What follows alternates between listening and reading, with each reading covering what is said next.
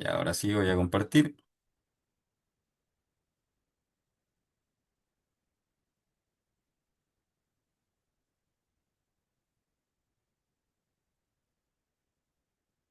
Ya, ahora sí, vamos con el primer ejercicio, el ejercicio scheduling. Vamos a releerlo. Habíamos tenido un temita ahí. Nos dice, considere un avión con capacidad para 300 asientos con cuatro clases de tarifas definidas por los precios y los valores de los parámetros de demanda dados en la siguiente tabla. Y nos dan una tablita con cada una de las clases, con las tarifas correspondientes a cada una de esas clases y con las medias y las variancias de la clase respectiva, ¿no? De la demanda de la clase respectiva. Entonces nos dicen, encuentren los niveles de protección anidados para las tres clases de tarifas principales, clases de tarifas 1 a la 3. Entonces, aquí no nos lo indican, pero como es lo que en mayoría hemos estado trabajando, nosotros vamos a suponer que la demanda distribuye normal de parámetro mu, o sea, de media mu, y varianza sigma al cuadrado, ¿no? La desviación estándar es simplemente sigma, ¿no? Raíz cuadrada de la varianza. Entonces, algunos de los elementos que nosotros vamos a necesitar para poder hacer este ejercicio, ¿no? Son los elementos que están más abajo definidos, ¿no? Por ejemplo, el nivel de protección de asientos para la clase iésima y superiores, que vendría siendo BI, em, superiores en el sentido de que cobran un precio mayor. Por ejemplo, B2 vendría siendo la clase 2 y la clase uno que cobra un precio mayor que la clase 2, ¿no? Entonces, así se van acumulando. B3 vendría siendo 3, 2 y uno y así sucesivamente. XY, en este caso vendría siendo un X barra Y. Nosotros lo vamos a tener con esta notación y no va a ser el promedio, sino que va a ser la acumulación de demanda hasta la iésima clase. Y por otra parte tendríamos F de I barra que vendría siendo la tarifa ponderada hasta la clase iésima. ¿Ponderada en qué? Ponderada en media, ¿no? Entonces es el promedio considerando la media de la demanda. Entonces, ¿qué es lo primero que vamos a hacer? Tenemos una tablita y en función de esta tablita nosotros vamos a ir calculando los F barra. ¿Sí? Y empecemos con el primer F barra, F de uno. Y F de uno, si se fijan aquí, la única información que nosotros tenemos con respecto a la media y al F como tal, a la tarifa, es 50 y 250. Por lo tanto, va a ser lo único que yo voy a ocupar para hacer el cálculo. Entonces esto va a ser, fíjense bien, 250, o sea, F multiplicado por la media, 50, partido en la media, 50. Y eso da como resultado 250. Luego, para F2, fíjense que ya tenemos más datos, ¿no? Entonces, visualizamos cuáles son los F y medias anteriores, 250 y 50, y los actuales, 150 y 75. Y en base a eso lo calculamos. Entonces multiplicamos el primer F por 50 más y le sumamos con los nuevos datos que se ingresan, 150 por 75. Y lo restamos en la suma de las medias, en este caso 50 más 75. Esto daría como resultado, y les digo al tiro, 190. Luego tendríamos F de 3. Y la misma lógica, ¿no? Solamente que ahora se van a integrar estos datos, 100 y 125. Entonces tenemos 250 por 50 más 150 por 75 más 100 por 125. Partido en la suma de las medias, o sea, 125 más 75 más 50. Metemos todo esto a una calculadora y nos da como resultado 145. Y ahí tendríamos ya como resultado los F barra que necesitamos. Entonces, 250, 190 y 145. Ahora, para la sección 4, para la parte 4, como es ilimitado, no tiene ni media ni sigma, o sea, media y sigma son infinitos, por lo tanto simplemente vamos a ignorarlo, ¿no? En cada uno de los cálculos que vayamos haciendo de aquí en adelante. ¿Qué es lo que vamos a calcular ahora? Vamos a calcular eh, la función de probabilidad acumulada, ¿no? Con respecto a la demanda. Entonces, ¿cómo se calcula esto? A través de esta formulita que nosotros tenemos aquí, ¿no? F y barra menos el F que le sigue, no el barra, el F que le sigue solito, partido en F y barra. Vamos con el primer caso. Entonces, en el caso de F de B1, nosotros vamos a tener que esto es F y barra, F1 barra 250, menos el F que le sigue, o sea, 150. Partido en 250. Lo ponen en la calculadora y eso les va a dar como resultado 0,4. Vamos con F de B2. Exactamente lo mismo, entonces tenemos 190 en F barra, ese de ahí. Entonces tenemos 190 menos el F posterior, 100, y lo dividimos en F barra, que es 190. Esto da como resultado 0,47. Y F de B3, que vendría siendo el último en calcular. 145 menos 50 partido en 145. Y esto va a dar como resultado 0,66. Integramos todos los datos y continuamos. 0,4, 0,47 y 0,66. Hasta ahí, ¿todo bien? Todo bien, Daniel. Se entiende clarito. Vale, vale, Sí. vale, Vicente. Pero una consulta. En el 4 que he ilimitado, por ejemplo, ¿qué ese se deja así? ¿Se deja así ese? Sí, se No deja hay. sin hacer nada porque tanto el mu como el sigma son infinitos, entonces en realidad como que no vale mucho la pena Ah, ya, perfecto, claro. No, dar claro, así no el tendría cálculo. sentido hacer los cálculos. Sí, Ya, justamente. perfecto, súper, muchas gracias. Dale. Entonces continuamos. Tenemos los datos. Calculamos 0,4, 0,47, 0,65. Y tendríamos que ahora calcular el z, ¿no? Que el z viene de la función normal, normalizada a media cero, desviación estándar 1. ¿Qué es lo que ocurre aquí? ¿Qué es lo que ocurre aquí? Ocurre que a nosotros nos pueden dar la tablita completa, ¿no? Como en la ayudantía anterior, nosotros lo visualizamos con la tablita completa, o nos podrían dar una tablita incompleta, o sea, una tablita donde están solamente los positivos.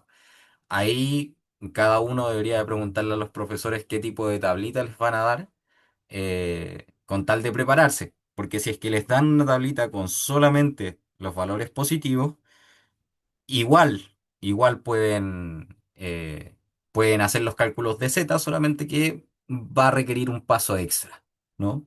¿Y qué es lo que tenemos que recordar?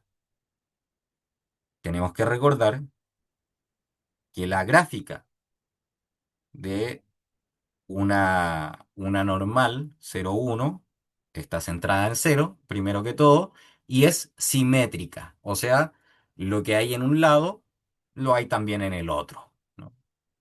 Entonces, por ejemplo, aquí, si nosotros queremos Si nosotros queremos calcular, por ejemplo, el f de z igual a 0,4, aquí no lo tenemos porque va de 0,5 en adelante, nosotros podemos ocupar uno de ellos, ¿no? Que vendría siendo este de 0,6. ¿Por qué ese de 0,6?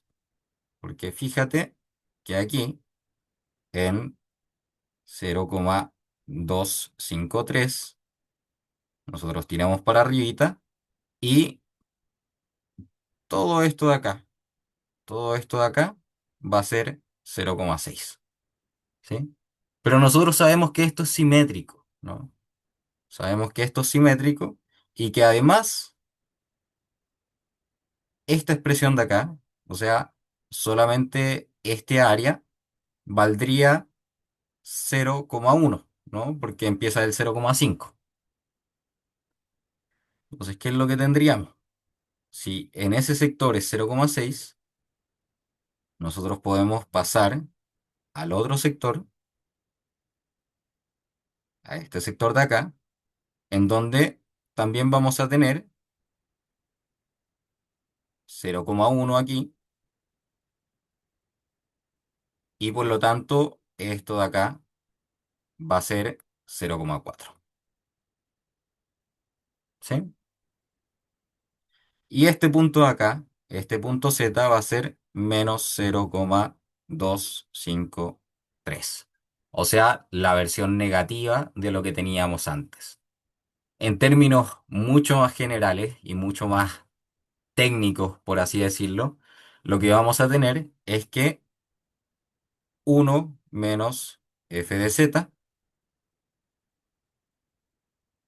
1 menos f de z, por ejemplo aquí, 1 menos 0,6, si queremos calcular en f de z, este z va a ser la versión negativa de este z. ¿Me explico? Sí, Anel, se entiende, súper. Ya, maravilloso. Entonces continuemos. Aquí tendríamos z menos 0,253. En el otro caso, tenemos 0,4736. ¿Cuál es el valor que más se acerca?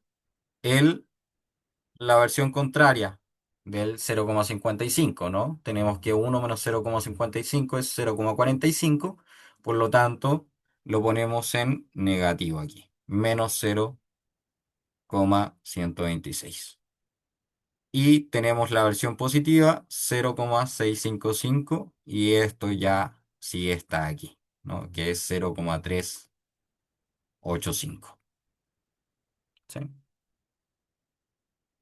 Ya teniendo los z, tendríamos que calcular los mu barra y los sigma barra, que recordemos que los mu barra y los sigma barra son simplemente el promedio acumulado, ¿no?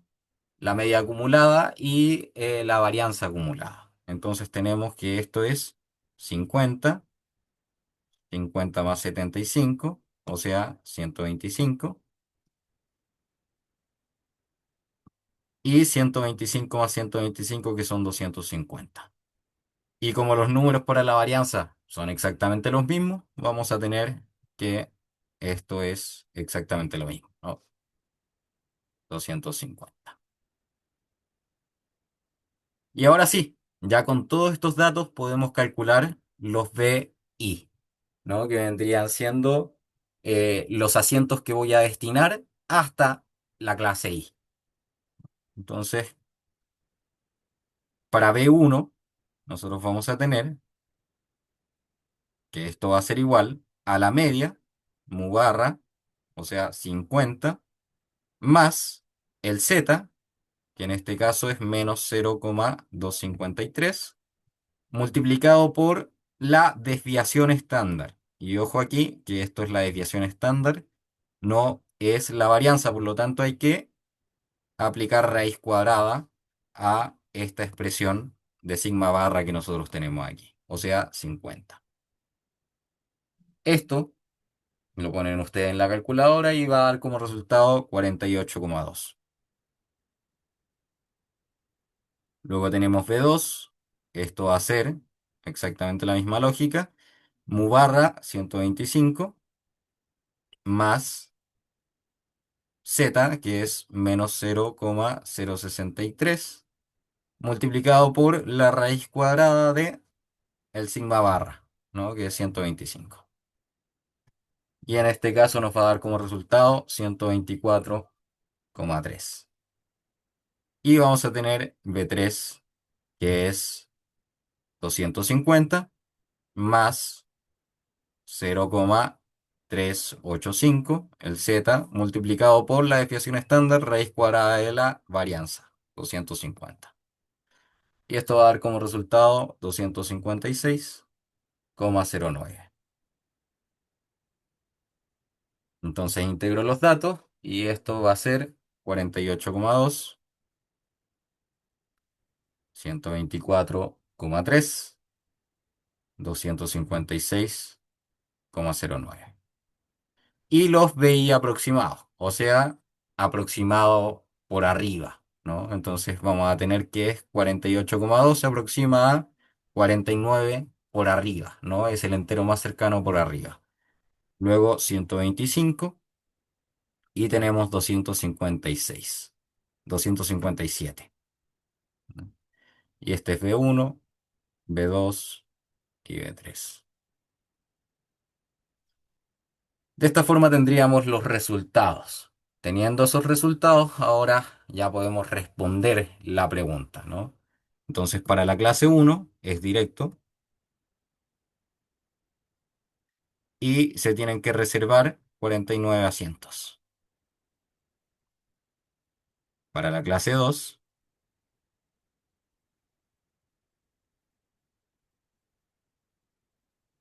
esto es un poquito indirecto porque recordemos que este 125 integra los de la clase 2 y los de las clases superiores, o sea, los de la clase 2 y la clase uno. Por lo tanto, hay que hacer una resta aquí, ¿no? Esto es 125 menos 49. Y eso va a dar como resultado 76 asientos. Para la clase 3 tendríamos lo mismo, los 257 menos los de la clase 2 y menos los de la clase uno, que en total son 125. Y esto va a dar como resultado 132.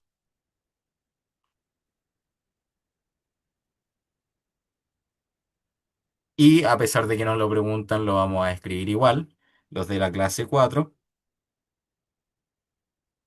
van a ser el total de asientos que yo tenía para reservar. Recordemos que el total de asientos que tenía disponibles eran 300 menos los de el B3, ¿no? Entonces 300 menos B3, que es el acumulado hasta la clase 3, ¿no? Eso es 300 menos 257 y son 43 asientos. Y con eso ya tendríamos respondida la primera pregunta. Hasta ahí, con respecto a este ejercicio. ¿Alguna duda? ¿Algo que haya quedado? Por mi parte, todo clarito. Me quedó súper clarito todo. Maravilloso, Vicente. Hay Sí, cualquier muchas cosa, gracias. me frenáis nomás. Sí, es que Ya, sí, ahí. hay cualquier cosita te pregunto. Entonces, pasamos a scheduling, ¿no? Y pasamos con un tipo de scheduling bien puntual, que es donde tenemos una única máquina, ¿no? Entonces, partamos con las notaciones. Vamos a tener una única máquina en un principio. Yo creo que en la siguiente ayudantía vamos a integrar más máquinas. No estoy muy seguro de eso. Eh, donde pueden haber, donde van a haber máquinas paralelas y donde puede haber un taller, ¿no? Entonces, hay un tipo de restricción que nosotros vamos a integrar, que van a ser las precedencias, o sea que tengo una solicitud y esa solicitud, o sea, tengo dos solicitudes, ¿no? Y tengo que poder satisfacerla una por una, ¿no? Entonces, me viene una solicitud, tengo que terminar esa solicitud con tal de poder comenzar la que sigue, ¿no? Y en general hay distintas métricas, ¿no? Las métricas que se usen va a cambiar el sentido del modelo de optimización que nosotros vamos a estar resolviendo.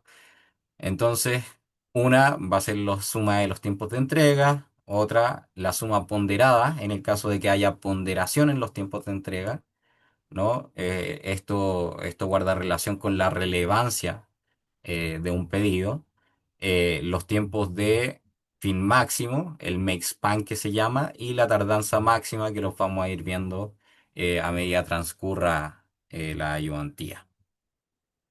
Algunas de las notaciones que vamos a ocupar, y aquí me está estorbando un poquito esto, pero algunas de las notaciones son el instante de entrada de la tarea I en la máquina, que está representado por el R, el D, que es el instante en el que se hace la entrega de I, o en el que se debe hacer la entrega de I, mejor dicho, el tiempo de duración, que está representada con una P, el instante de salida de la tarea I de la máquina, que está representada por una C, el retraso, el retardo, el adelanto y también una variable binaria que es UI, que en este momento, que por lo menos en esta ayudantía no la vamos a ocupar, pero claramente en el modelo de optimización va a estar ahí, ¿no?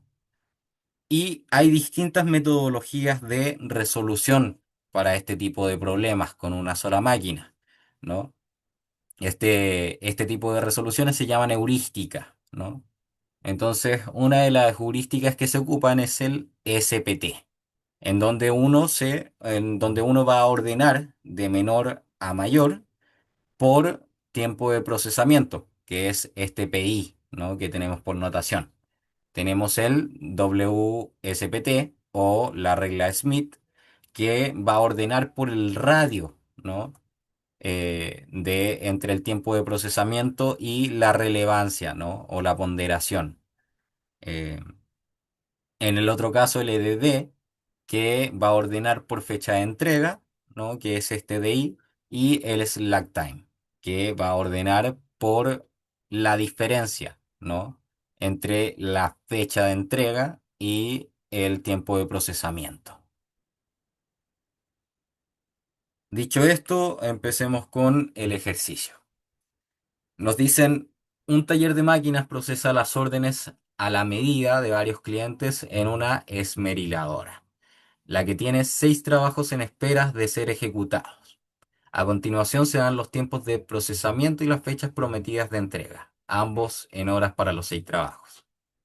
Entonces nos dan la tablita y nos dice proponga diversas órdenes de ejecución alternativa, evalúe sus métricas de desempeño y comente sus ventajas y desventajas.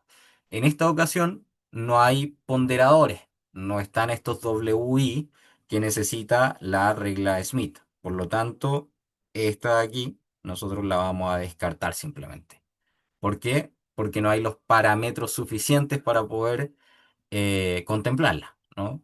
Pero el SPT, el EDD y el slack time, todos esos se pueden resolver. Entonces aquí tenemos los datos, ¿no? Y tenemos también integrados los slack time, que es simplemente la resta entre DI menos PI. Por ejemplo, aquí 15 menos 10 son 5, ¿no? Entonces, bien simple el cálculo de aquello. Pero se va a requerir para poder ocupar la heurística, ¿no? Empezamos con el SPT. Entonces, en el SPT, recordemos que tenemos que ordenar de menor a mayor los PI, ¿no? Que vendría siendo la duración de cada una de las tareas. Entonces, ordenamos de menor a mayor. En este caso, la tarea con menor duración es la tarea 2, ¿no? Que tiene una duración 5. Luego le sigue la tarea 3 con una duración de 9, luego 15, 20, 23 y 30. Y aquí ustedes van escribiendo la secuencia. Aquí yo ya la tenía escrita desde antes, pero ustedes la escriben con tal de saber qué tarea va a ir primero y qué tarea va a ir después, ¿no? Entonces lo segundo que ustedes van a integrar va a ser el tiempo de entrega, ¿no? El tiempo de solicitud, que vendrían siendo, perdón. Aquí me confundí de variable, ¿no? Entonces estaba viendo los tiempos de la fecha de entrega, ¿no? Pero en lo que hay que ordenar es en el tiempo de procesamiento, ¿no? Entonces el menor de ellos es 3 luego le sigue 4, luego 6, 8, 10 y 10. En este caso hay dos 10, así que ahí es irrelevante cuál ponga primero o cuál ponga después. Y vamos con la entrega. Entonces, fíjense que cada una de las entregas tiene cada una de las duraciones tiene una fecha de entrega asociada. Entonces, en este caso, el trabajo 2 tiene asociado una fecha de entrega de 5. Por lo tanto, lo vamos a colocar aquí.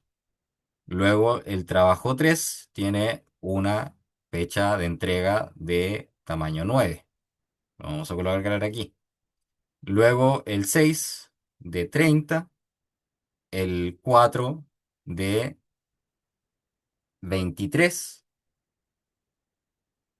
el uno de 15 y el 5 de 20. Y comenzamos con los tiempos de entrada y de salida. En el tiempo de entrada, siempre el que ponga primero va a empezar en un tiempo cero. Y el tiempo de salida va a ser simplemente el tiempo de entrada más la duración de la tarea. Entonces, en este caso, la duración es 3, por lo tanto, la salida va a ser 3. Este va a empezar en 3, va a empezar justo después de que termine el anterior y va a terminar en 7. 3 más 4. 7 y va a terminar en 13. 13 y va a terminar en 21. 21 y va a terminar en 31 y 31 y va a terminar en 41. Entonces, ¿qué va a ser la demora? La demora es simplemente cuánto se tarda, ¿no? Con respecto a la entrega, la salida, ¿sí? Y considerando incluso aquellos donde esa diferencia es negativa. Por ejemplo, aquí se tenía que entregar en 5, pero se entregó en 3, ¿no? Por lo tanto, la diferencia entre la salida y la entrega va a ser -2, ¿no? Lo adelanté 2 periodos. Entonces, en este caso, lo tenía que entregar en 9, lo entregué en 7, -2. Lo tenía que entregar en 30, lo entregué en 13. Aquí, -17. Lo tenía que entregar en 25, lo entregué en 21, Daniel, creo que -4. ese era 23. Sí, eso es Sí, era 23. 23. Tenéis razón. 23. Entonces, en este caso, -2. Eh, lo tenía que entregar en 15, lo entregué en 31 y aquí ya es positivo, ¿no? 16. 20 y lo entregué en 41, entonces tendría una demora de 21. Mientras que la tardanza no considera los adelantos, ¿no? Entonces todos los que son negativos se convierten en cero para la tardanza. Entonces tenemos 0, 0, 0, 0, 16 y 21. Y con eso ya tendríamos lista la tablita que es necesario para poder reunir las métricas, ¿no? Y aquí.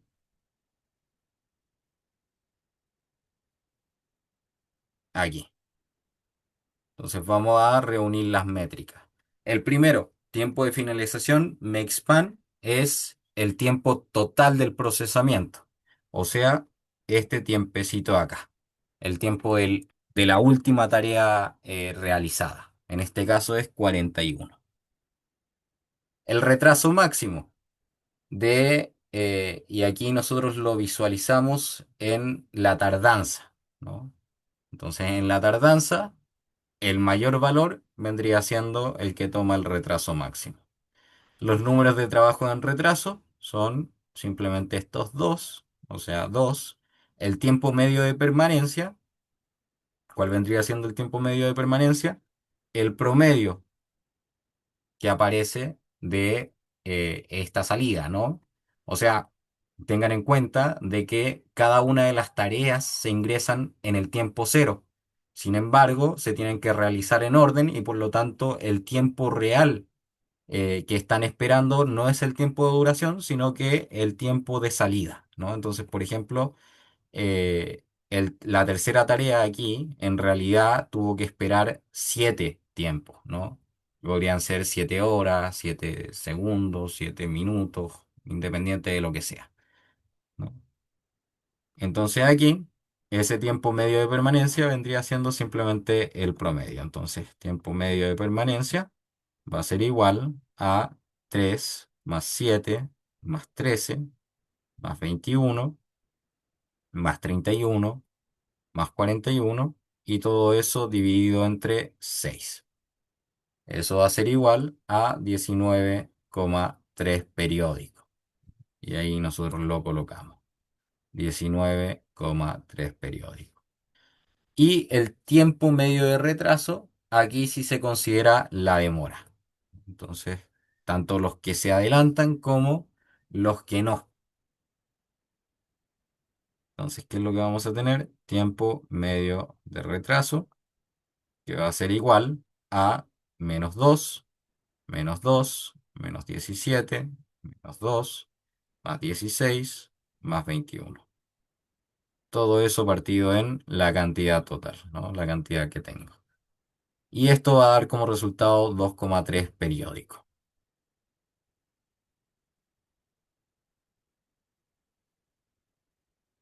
Y de esa forma ya tendría reunidas todas las métricas que me van a poder permitir comparar con los otros métodos una vez que las haga, por supuesto, ¿no? Entonces vamos con el siguiente método. Aquí está la respuesta, ¿no? Vamos con la heurística EDD.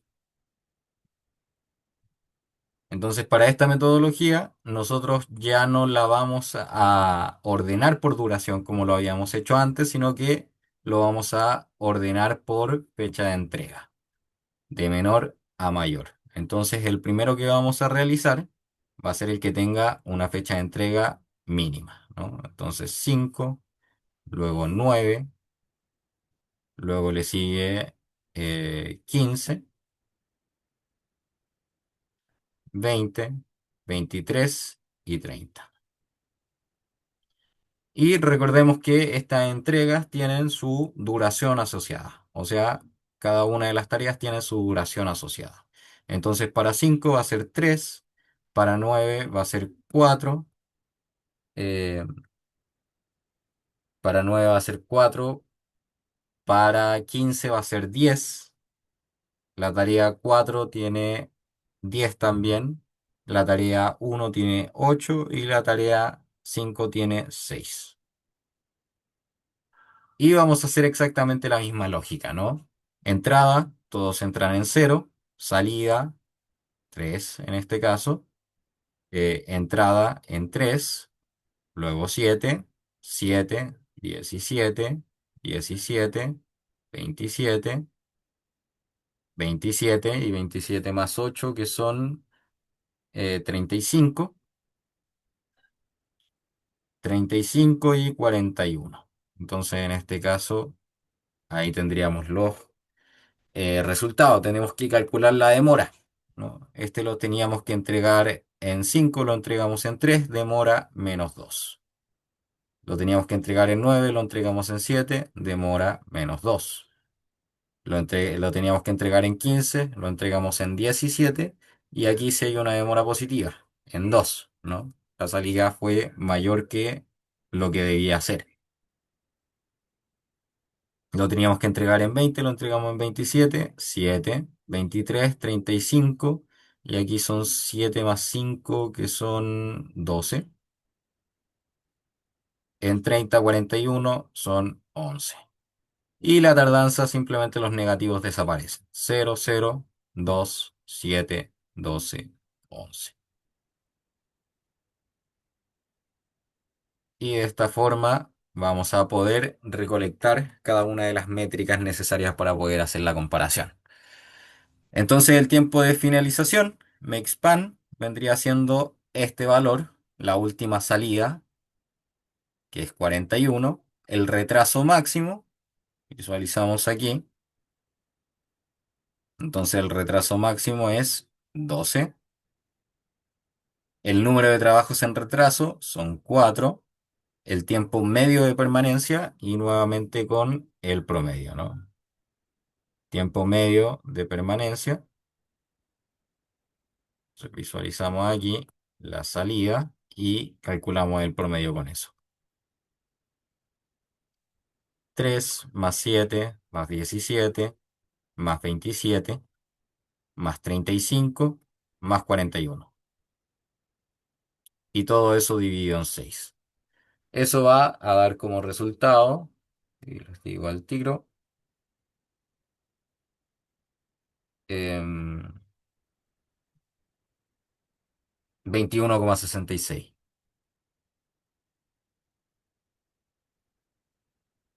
Y el tiempo medio de retraso,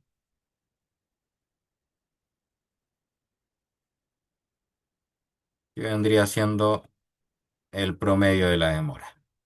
Entonces, tiempo medio de retraso, menos 2 más 2 más 2 más 7 más 12 más 11, todo eso dividido en 6, y va a dar como resultado 4,66.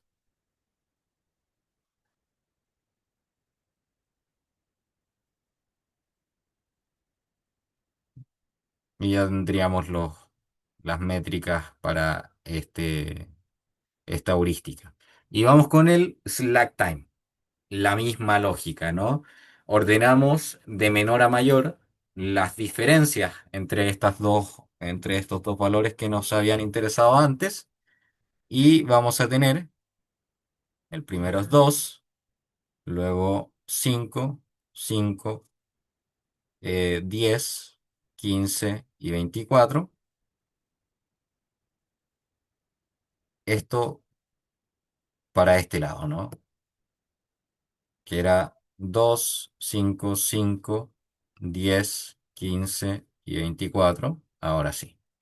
Y eso tiene tanto una fecha de entrega asociada como un tiempo de procesamiento asociado, ¿no? Entonces, la tarea 2, la tarea 2 está aquí, fecha de entrega 5, tiempo de procesamiento 3. Luego tendríamos eh, 15-10, 9-4, 20-10, 23-8 y 36. Y la misma lógica de antes. Empezamos en cero, la duración, 3. Luego le seguimos con 3, la duración ahora es 16, por lo tanto, bueno, no, este es mi 10, 10. Entonces estaríamos en 13. En 13 y le seguimos con 17. 17, 27, 27, 35 y 35, 41. ¿Sí? Y vamos con las demoras. Entonces, tenemos que entregar en 5, entregamos en 3, menos 2. Menos 2. Luego tenemos que entregar en 9 y entregamos en 17. Aquí es positivo, 8. Aquí 7. Aquí tendríamos, son 7 más 5, 12 y 11. Y el TI, que recordemos que los negativos no aparecen. Entonces los negativos se convierten en cero. 0, 0, 8, 7, 12 y 11.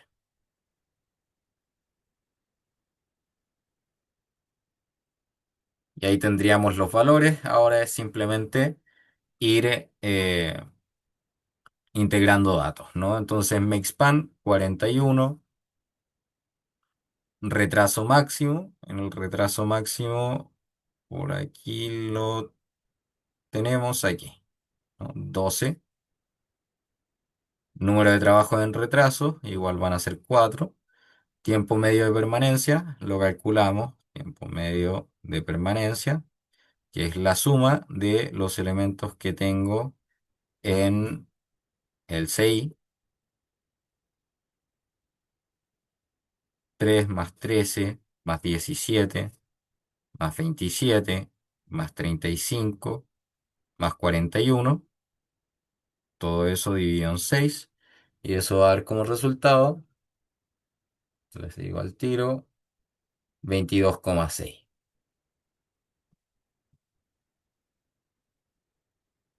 Y tenemos el tiempo medio de retraso,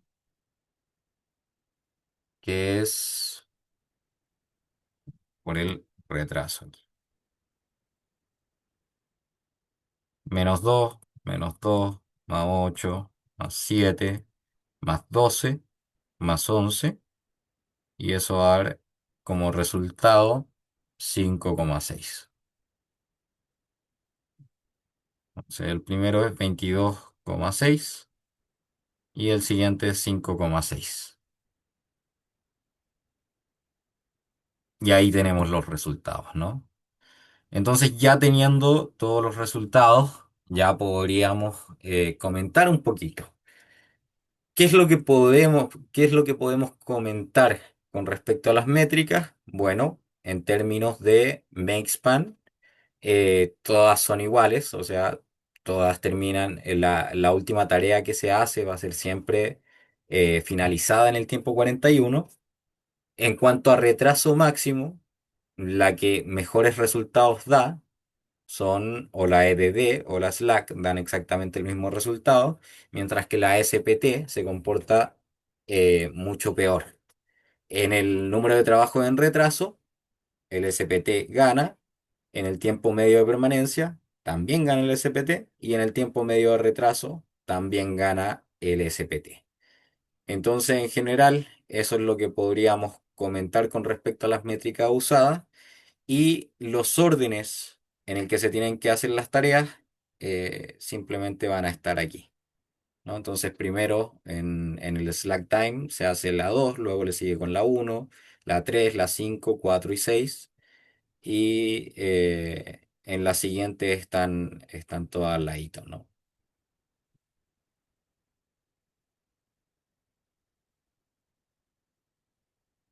Y entonces eso sería la ayudantía de hoy, ¿no? Los dos ejercicios que tenía preparados. No sé si hay alguna duda. Súper, no, la verdad es que me quedó súper clarito, Daniel. Creo que se entendió bien como la diferencia entre las distintas formas de la heurística. Y lo que tenía una duda, sí, era con relación a la grabación de la ayudantía anterior, porque el jueves yo no pude ir a la ayudantía y al menos todavía no han subido el link de la grabación a mi sección. Entonces, te quería preguntar si es que tú tienes el link a mano como para poder Claro, yo te lo ver. envío. Incluso es el link porque yo le mandé al, Ujú. al ayudante. Voy a dejar de grabar.